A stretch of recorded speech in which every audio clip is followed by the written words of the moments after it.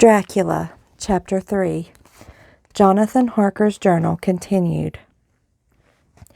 The 7th of May. When I found that I was a prisoner of sort, a wild feeling came over me. I rushed up and down the stairs, trying every door and peering out of every window I could find. But after a little of the conviction of my helplessness overpowered all other feelings.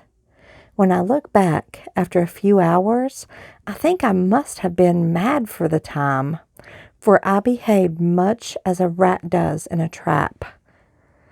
When, however, the conviction had come to me that I was helpless, I sat down quietly and began to think over what was the best to be done. I am thinking still, and as yet have come to no definite conclusion. Of one thing only am I certain, that it is no use making any ideas known to the Count. He knows well that I am imprisoned, as he has done it himself, and has doubtless his own motives for it. So far as I can see, my only plan will be to keep my knowledge and my fears to myself, and my eyes open.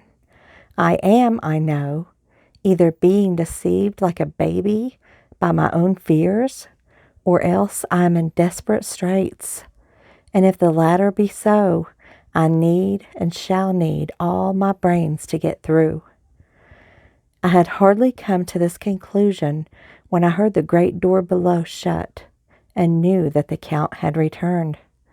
He did not come at once into the library, so I went cautiously to my own room and found him making the bed. This was odd, but only confirmed what I had thought all along, that there were no servants in the house.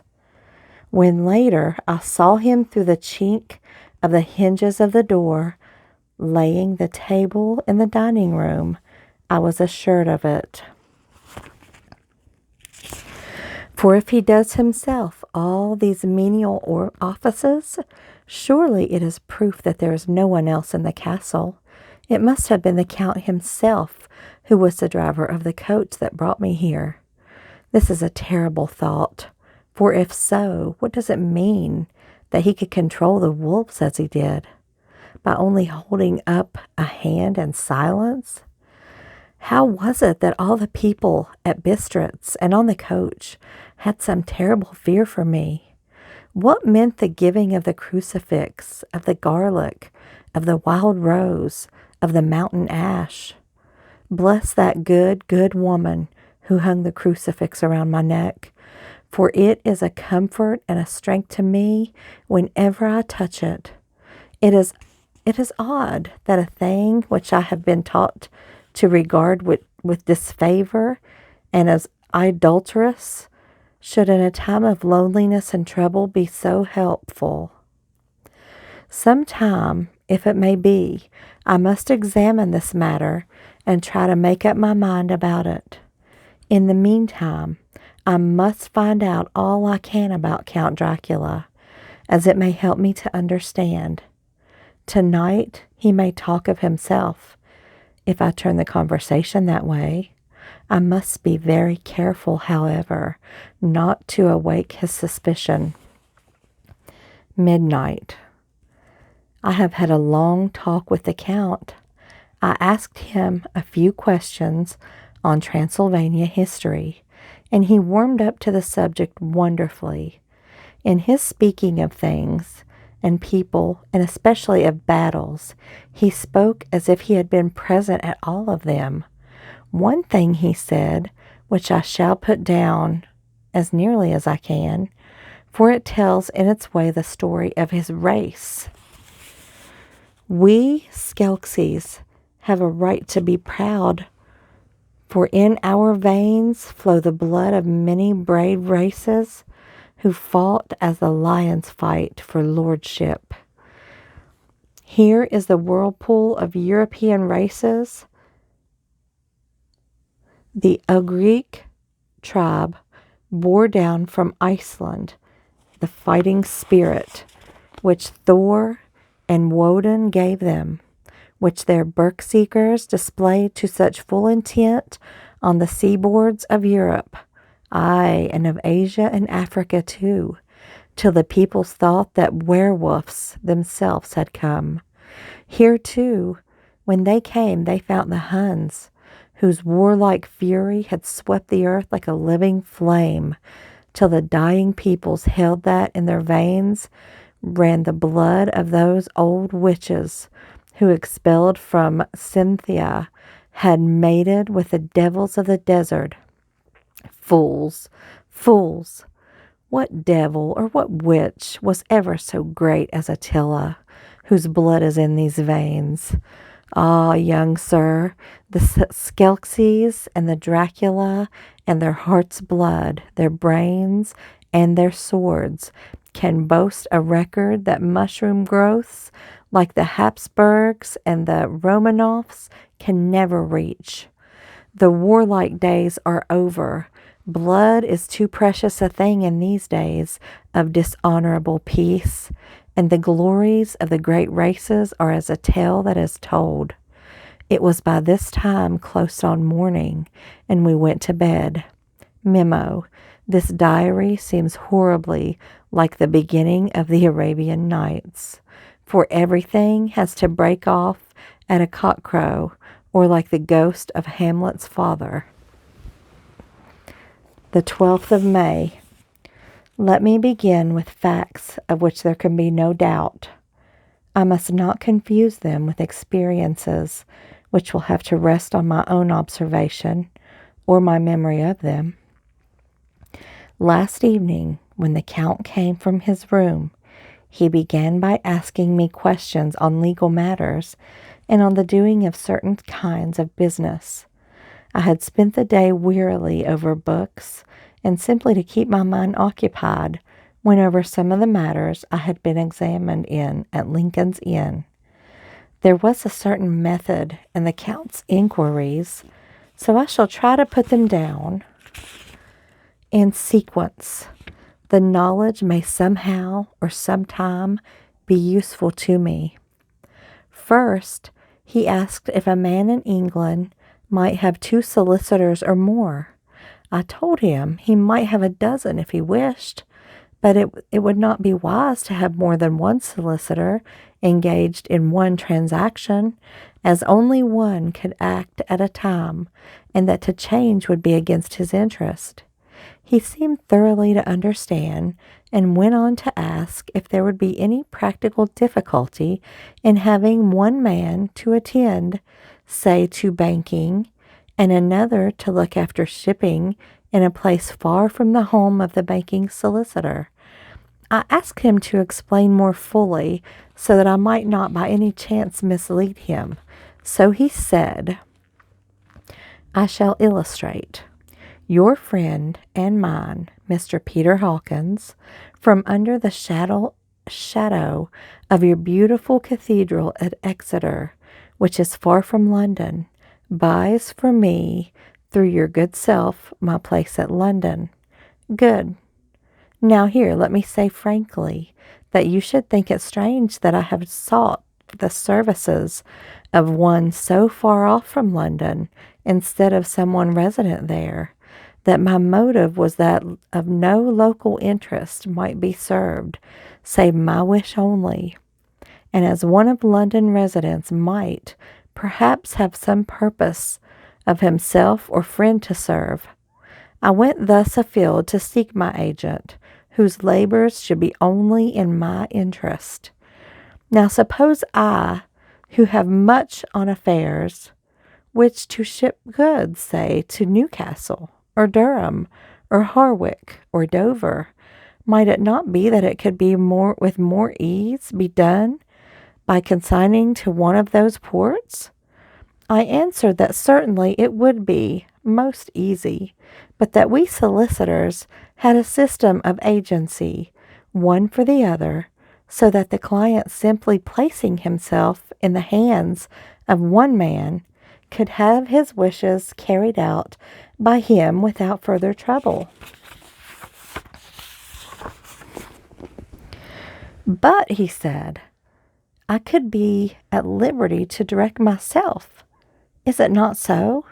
"Of course," I replied. "Such is often done by men of business. Who does not like the whole of their affairs to be known by one person?"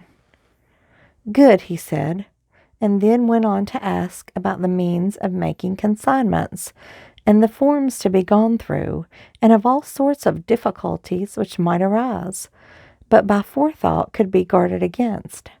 I explained all these things to him in the best of my ability, and he certainly left me under the impression that he would have made a wonderful solicitor, for there was nothing that he did not think of or foresee. For a man who was never in the country, and who did not evidently do much in the way of business, his knowledge and acumen were wonderful.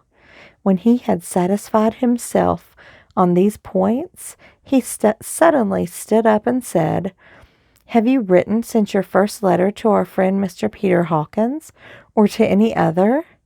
It was with some bitterness in my heart that I answered that as yet I had not seen any opportunity of sending letters to anybody.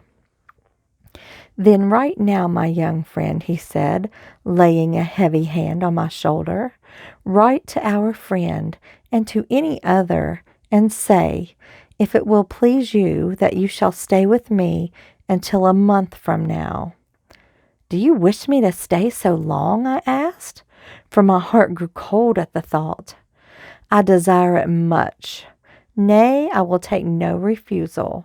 When your master, employer, what you will, engage that someone should come on his behalf, it was understood that my needs only were to be consulted. I have no stinted. Is it not so?" What could I do but bow acceptance? It was Mr. Hawkins' interest, not mine, and I had to think of him, not myself. And besides, while Count Dracula was speaking, there was that in his eyes and in his bearing which made me remember that I was a prisoner, and that if I wished it, I could have no choice. The Count saw his victory in my bow, and his mastery in the trouble of my face, for he began at once to use them, but in his own smooth, restless way.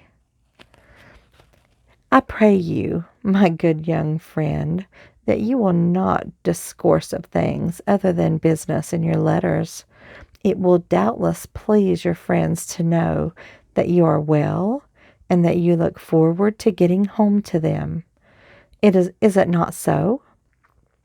As he spoke, he handed me 3 sheets of notepaper and 3 envelopes.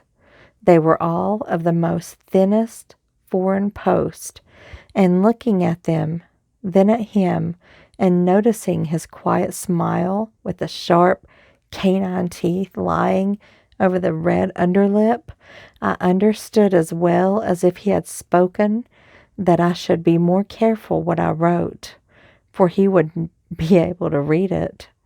So I determined to write only formal notes now, but to write fully to Mr. Hawkins in secret, and also to Mina, for to her I could write in shorthand, which would puzzle the Count, if he did see it.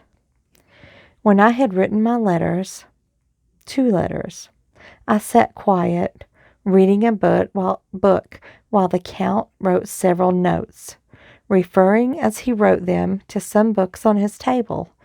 Then he looked up to my 2 and placed them with his own, and put by his writing materials, after which, the instant the door had closed behind him, I leaned over and looked at the letters which were face down on the table. I felt no compunction in doing so, for under the circumstances, I felt like I should protect myself in every way I could. One of the letters was directed to Samuel F. Billington, number 7, The Crescent, Whitby. Another to Herr Leutner, Varna.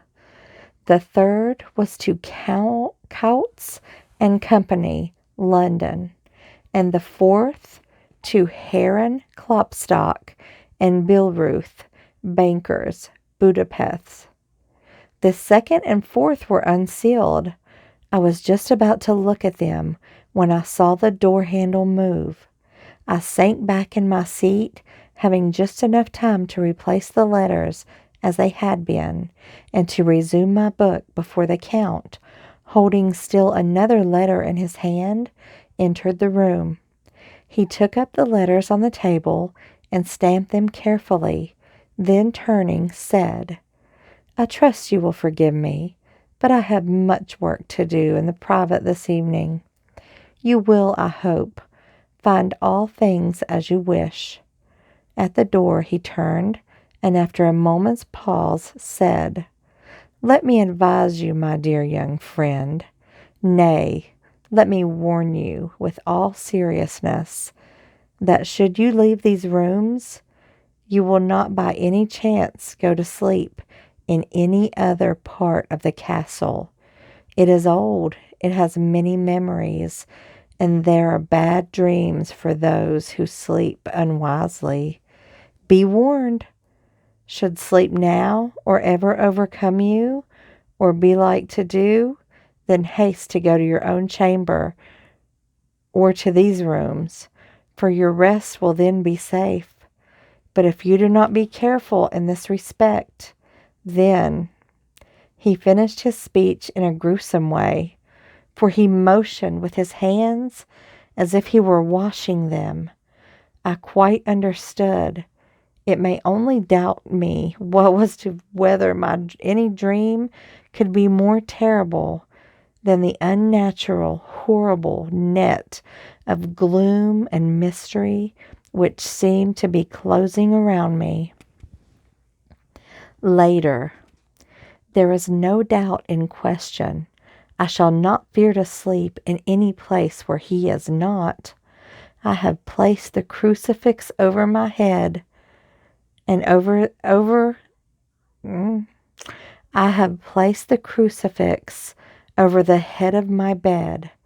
I imagine that my rest is thus freer from dreams, and there it shall remain. When he left me, I went to my room.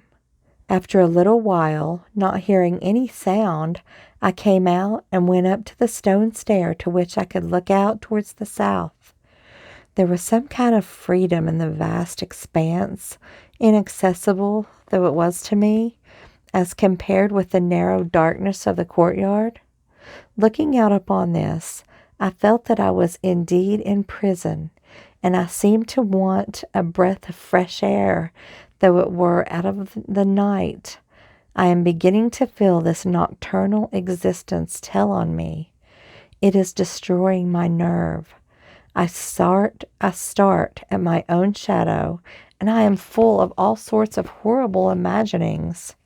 God knows that there is ground for my terrible fear in this accursed place. I look out over the beautiful expanse, bathed in soft yellow moonlight, till it was almost as light as day. The more beauty seemed to cheer me. There was peace and comfort in every breath I drew. As I leaned from the window, my eye was caught by something moving, a story below me, and somewhat to my left, where I imagined from the order of the rooms that the windows of the Count's own room would look out. The window at which I stood was tall and deep, stole mullioned, and, though weather-worn, was still complete. But it was evidently many a day since the case had been there. I drew back behind the stonework and looked carefully out. What I saw was the Count's head coming out from the window. I did not see the face, but I knew the man by the neck and the movement of his back and arms. In any case, I could not mistake the hands which I had so many opportunities of studying.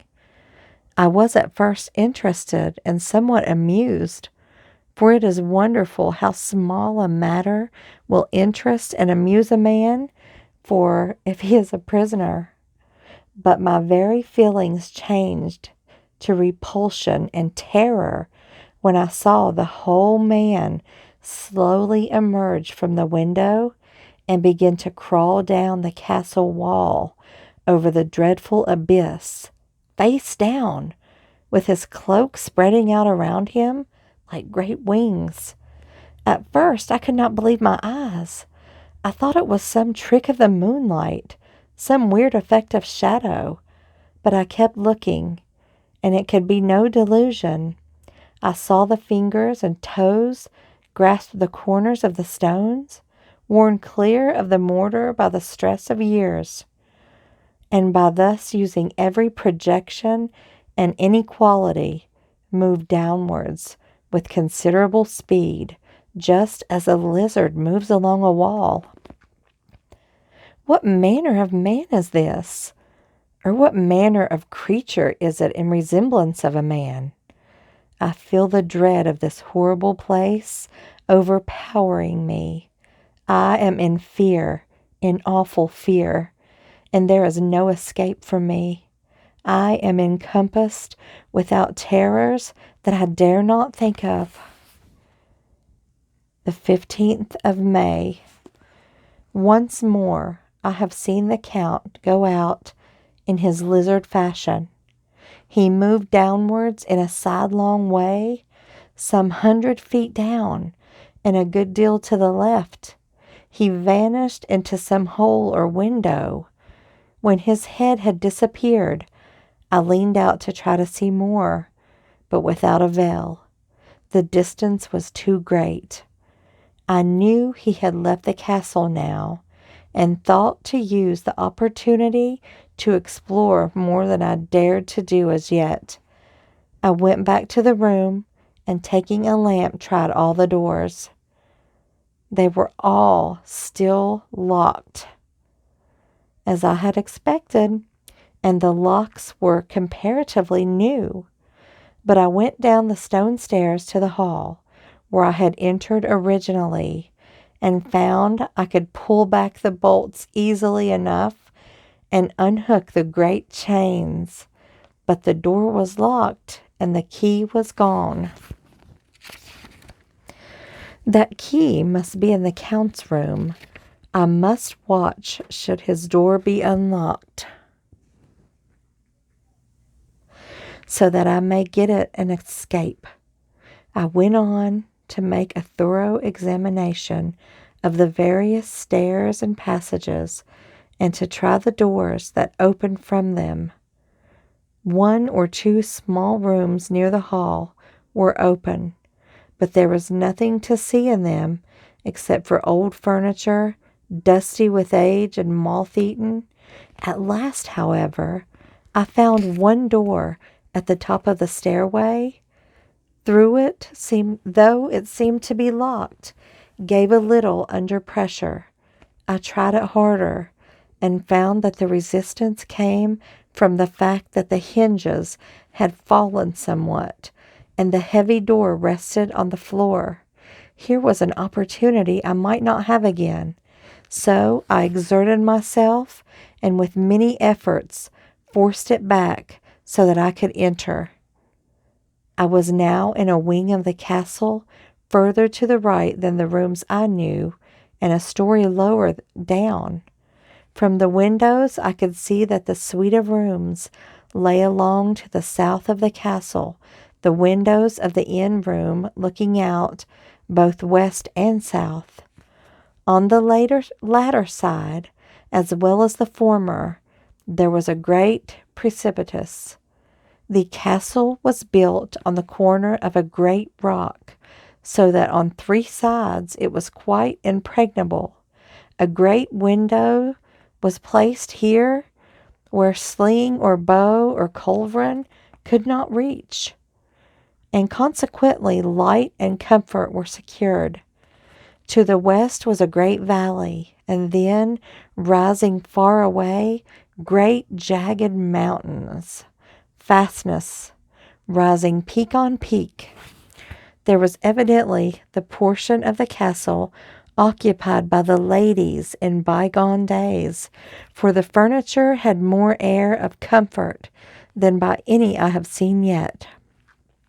The windows were curtainless, and the yellow moonlight, flooding in through the diamond panes, enabled one to see even colors, while it softened the wealth of dust which lay over all, and disguised in some measure the ravages of time and the moth. My lamp seemed to be of little effect in the brilliant moonlight, but I was glad to have it with me, for there was a dread loneliness in the place which chilled my heart and made my nerves tremble. Still, it was better than living alone in the rooms which I had come to hate because of the Count. And after trying a little to school my nerves, I found a soft quietude come over me. Here I am, sitting at a little oak table, where in old times possibly some fair lady sat to pen, with much thought and many blushes, her ill-spelt love letter, and writing in my diary in shorthand all that has happened since I closed at last. And yet, unlike my senses deceived me, the old centuries had and have powers of their own, more modernity cannot kill. Later, the morning of the 16th of May, God preserve my sanity, for to this I am reduced. Safely, the assurance of safety are things of the past. Whilst I live on here, there is but one thing to hope for, that I may not go mad, if indeed I am not mad already. If I be sane, then surely it is maddening to think that all of the foul things that lurk in this hateful place, the Count is the least dreadful to me, that to him alone I can look for safety, even though this be only whilst I can serve his purpose. Great God, merciful God, let me be calm, for out of that way lies madness indeed. Up to now, I never quite knew what Shakespeare meant when he made Hamlet say, "My tablets, quick, my tablets, 'tis meet that I put it down," etc. For now, feeling as though my own brain were unhinged, I turn to my diary for repose. The habit of entering accurately must help to soothe me. The Count's mysterious warnings frightened me at the time. It frightens me more now when I think of it, for in the future he has a fearful hold upon me. I shall fear to doubt what he may say. When I had written in my diary and had fortunately replaced the book and pen in my pocket, I felt sleepy. The Count's warning came into my mind, but I took pleasure in disobeying it. The sense of sleep was upon me, and with it the obstinity which sleep often brings. The soft moonlight soothed, and the wide expanse without gave me a sense of freedom which refreshed me. I determined not to return tonight to the gloom-haunted rooms, but to sleep here, where of old ladies had sat and sung and lived sweet lives, whilst their gentle breasts were sad for their menfolk away in the midst of remorseless wars. I drew a great couch out of its place near the corner, so that as I lay, I could look at the lovely view to the east and south, and composed myself for sleep. I suppose I must have fallen asleep. I hope so, but I fear, for all that followed was startlingly real. So real now that sitting here in the broad, full sunlight of the morning, I know that it was not all sleep. I was not alone. The room was the same, unchanged in any way since I came to it. I could see along the floor, in the brilliant moonlight, my own footsteps marked where I had disturbed the long accumulation of dust. In the moonlight opposite me were 3 young women, ladies by their dress and manner. Through the moonlight was behind them. Though the moonlight was behind them, they threw no shadow on the floor. They came close to me and looked at me for some time, and then whispered together.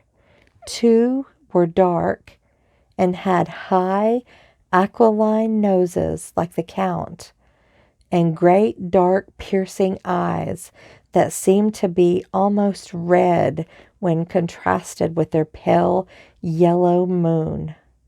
The other was fair as fair can be, with great wavy masses of golden hair and eyes like pale sapphires.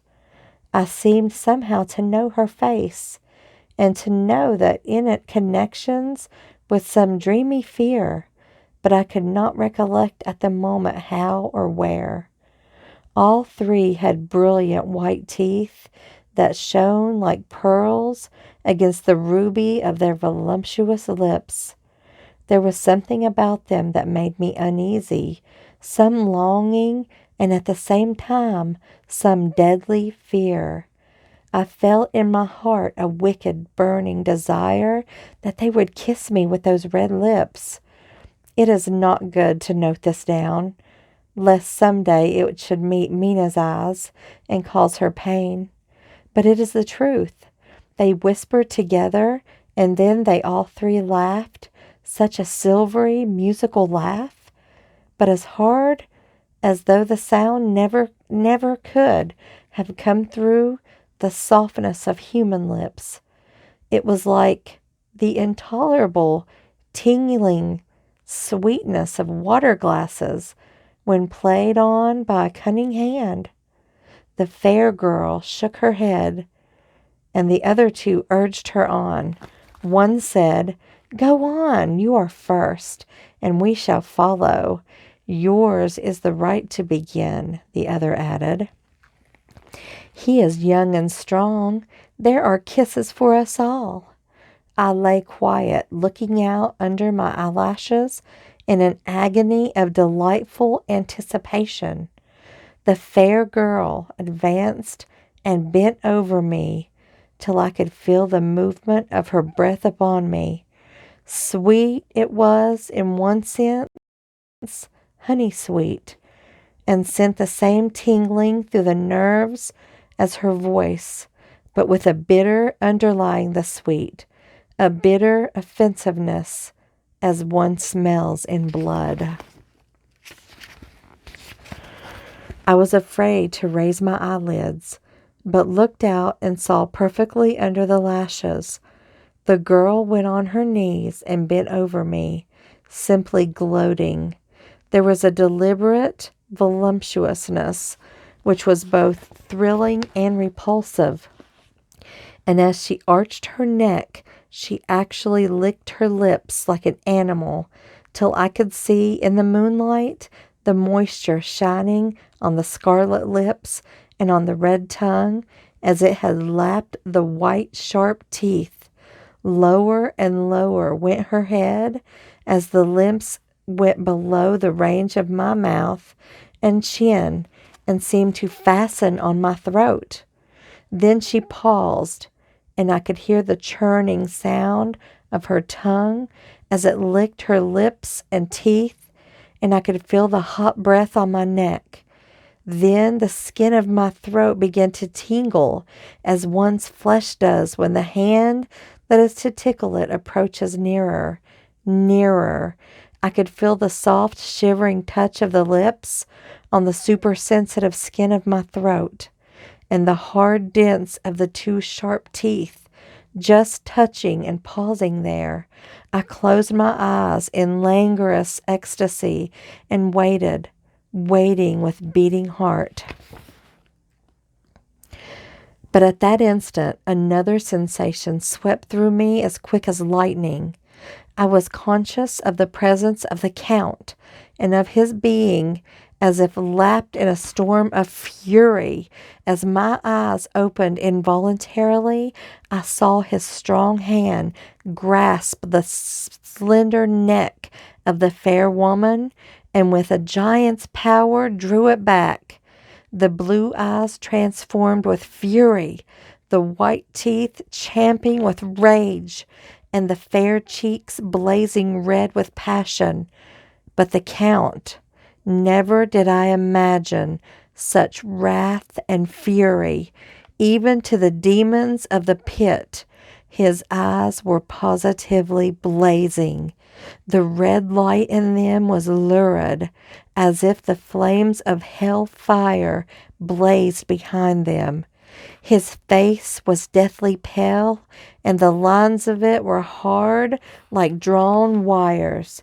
The thick eyebrows that met over his nose now seemed like a heaving bar of white-hot metal. With a fierce sweep of his arm, he hurled the woman far from him, and then motioned to the others as though he were beating them back. It was the same imperious gesture that I had seen used to the wolves. In a voice which, though low and almost in a whisper, seemed to cut through the air and then ring out the room, he said, "How dare you touch him, any of you? How dare you cast eyes on him when I had forbidden it? Back, I tell you all. This man belongs to me. Beware how you meddle with him, or you'll have to deal with me."